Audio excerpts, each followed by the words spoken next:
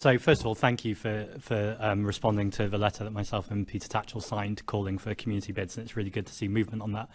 I'm wondering if you'd also support me now in supporting fossil-free pride, and essentially saying that any companies that are destroying the planet have no place in the social justice movement. More than happy to work with the member on this issue as we do on other issues. And can I just put on record my thanks to Peter Tatchell.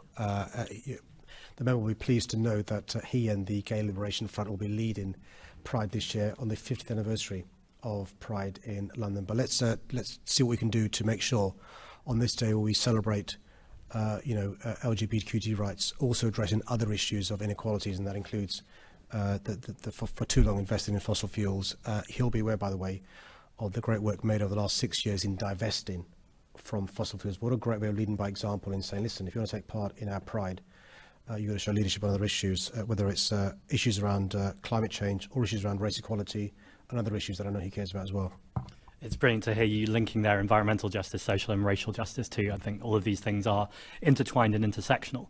And also it's not just about the companies that are destroying the planet, it's exactly that. It's about the banks that are funding them as well. And I'm glad to hear that you agree that they should have no place in Pride.